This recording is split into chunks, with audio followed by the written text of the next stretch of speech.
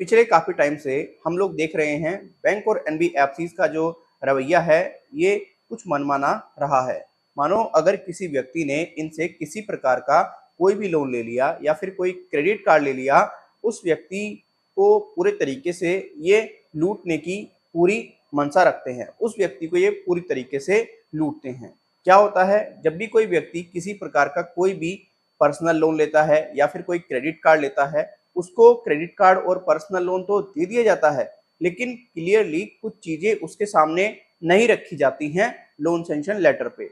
जैसे अगर व्यक्ति भुगतान नहीं कर पाता है और देरी कर देता है, उसके ऊपर कितना पेनल्टी चार्ज लगेगा, कितना इंटरेस्ट लगेगा, कोई भी चीजें जो है वो ओपनली खोल करके नहीं रखी जाती है। और जब किसी व्यक्ति से अचानक से जो ईएमआई है डिफॉल्ट होती हैं, उसके ऊपर इतने चार्जेस लगा दिए जाते हैं, इतने चार्जेस लगा दिए जाते हैं, उसको भी पूरे तरीके से समझ में नहीं आता ये आखिर क्या हो रहा है।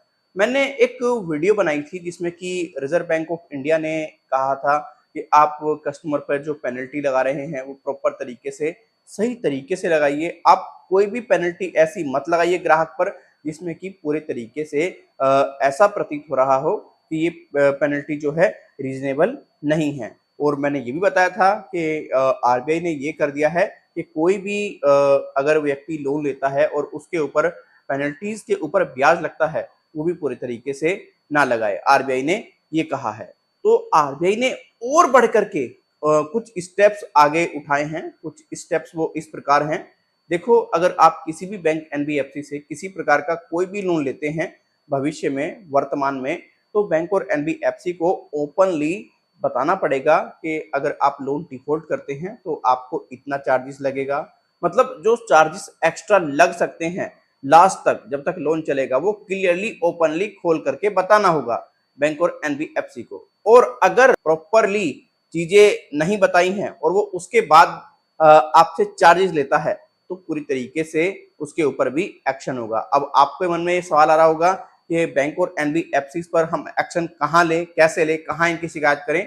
तो आरबीआई ने क्लियरली बताया है, आप प्रॉपर 1448 पर भी शिकायत कर सकते हैं और सीएमएस पोर्टल पर भी शिकायत कर सकते हैं अगर बैंक फ्यूचर में वर्तमान में कोई ऐसी प्रॉब्लम आपके साथ में क्रिएट करता है। तो ये चीज तो मुझे आरबीआई की काफी अच्छी लगी। आरबीआई ने ये जो कदम उठाया है जिसमें कि पूरी तरीके से आरबीआई ने क्लियर कर दिया है कि कोई भी अननोन चार्जेस नहीं लगाने चाहिए और ग्राहक को लोन देने से पहले ही जब भी ग्राहक बातचीत करता है, सारे चार्जेस जो है उसके सामने ला करके रख देने चाहिए कि भैया अगर आप डिफॉल्ट करते हैं तो इतना चार्ज लगेगा, एक ईएमआई डिफॉल्ट करते हैं इतना लगेगा, दो ईएमआई डिफॉल्ट करते हैं, मतलब ओपनली सारी चीजें जो है समझा दी जाए तो बेटर है। चाहे आपने कोई क्रेडिट कार्ड लिया है, चाहे आपने कोई पर्सनल लोन लिया है। तो ये देख करके तो काफी अच्छा लग रहा है कि आरबीआई पूरी तरीके से मन बना रहा है इन बैंक और एनबीएफसी पर एक्शन लेने का। इनका जो आतंक है ना, वो पिछले काफी टाइम से देखने को मिला है।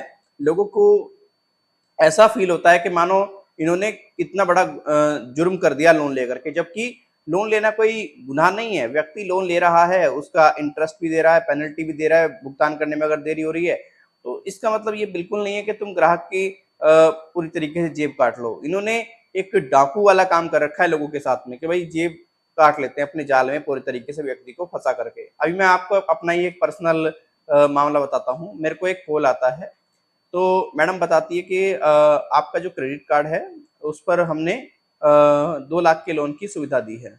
मैंने कहा ठीक है, इंटरेस्ट रेट कितना है? कहती है इंटरेस्ट रेट जो है आपका उसमें वैसे तो 16% चल रहा है, हम आपका 13% करा देंगे। मैंने कहा चलो ठीक है, इंटरेस्ट रेट वगैरह तो सब एकदम परफेक्ट है, कोई दिक्कत वाली बात नहीं है। कोई भी जानकारी जो है ओपनली खोल के तो नहीं दी मैंने। लोन सेशन लेटर वगैरह देखा, उसमें भी कोई जानकारी नहीं।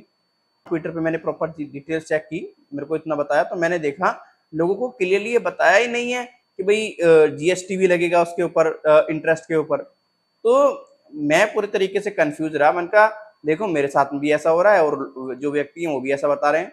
तो मैंने तो खैर, मुझे तो लोन वगैरह की कोई रिक्वायरमेंट नहीं है। मैंने उससे तभी कहा कि तुम बता कुछ रही हो और दे कुछ रही हो, ये पूरे तरीके से गलत है। तो आम जो व्यक्ति होता है ना, उसको ये पूरे तरीके से अपने ट्रैप में ऐसे ही फंसा लेते हैं। खास करके क्रेडिट कार्ड पर जो पीएल देते हैं, ये पर्सनल लोन, वो तो कभी आपको लेना ही नहीं चाहिए। उसमें बहुत ज्यादा चार्जेस आपके ऊपर लगा दिए जाते हैं।